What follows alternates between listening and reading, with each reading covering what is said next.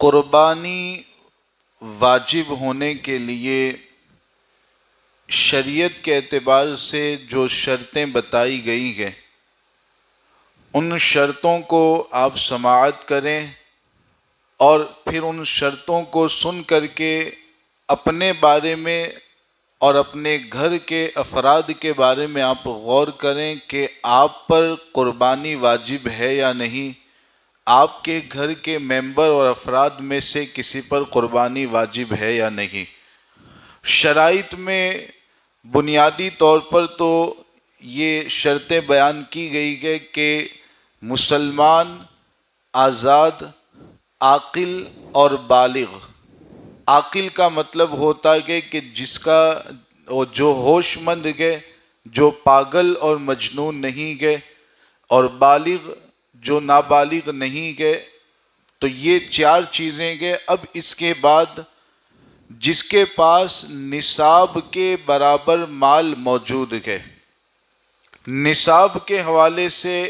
آپ نے اگر زکوٰۃ کے بیانات سنے ہوں گے، زکوٰۃ کے مسائل سنے ہوں گے، تو بارہا نصاب کے بارے میں علماء کرام کی طرف سے وضاحت کی جاتی ہے۔ نصاب کے بارے میں آپ کو آسان الفاظ میں سمجھانے کی کوشش کروں کہ اگر کسی کے پاس صرف چاندی کے، سونا، روپے، پیسے وغیرہ کچھ نہیں گئے، صرف چاندی کے زیورات گئے، تو شریعت کے اعتبار سے جس کے پاس تقریباً 653 گرام چاندی گئے، ایسا شخص مالک نصاب مانا جائے گا۔ اگر کسی کے پاس صرف سونا گئے، اس کے علاوہ کچھ نہیں گئے، تو ایسی صورت میں تقریباً 87 گرام 88 گرام سونا جس کے پاس موجود گئے، اس کو مالک نصاب مانا جاتا ہے۔ اگر کسی کے پاس تجارت اور کاروبار کا سامان گئے، کاروبار کے سامان کے حوالے سے میں اس بات کی وضاحت کرتا چلوں کہ بہت سے مسلمان یہ سمجھتے ہیں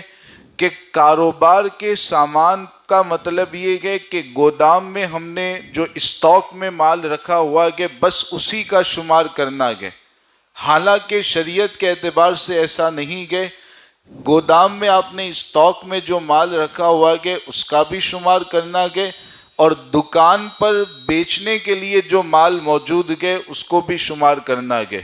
تو جو بھی آپ تجارت کرتے ہیں، کاروبار کرتے ہیں، اس کا سامان جو آپ کے پاس موجود ہے اس کی قیمت آپ ملا لیں، اور قیمت ملانے کے بعد یا سامان تجارت کی آپ نے قیمت ملائی، الگ سے آپ کے پاس کچھ روپے پیسے گئے تو اس کی بھی قیمت، اس کو بھی ملا کر کے پھر اگر وہ 653 گرام چاندی کی قیمت کے برابر ہو جاتا ہے، تقریباً آج کے جو دور کے حساب سے ابھی جو چاندی کا دام ہے اس اعتبار سے 42,000 43,000 یہ 653 گرام چاندی کی قیمت بنتی ہے۔ تو مال تجارت کی قیمت اگر اتنی ہو جاتی ہے، یا روپے پیسے سونا چاندی وغیرہ سب کچھ ملا کر کے اس کی قیمت اگر اتنی بن جاتی ہے، تو ایسے مرد اور ایسی عورت پر شریعت کے اعتبار سے زکوٰۃ دینا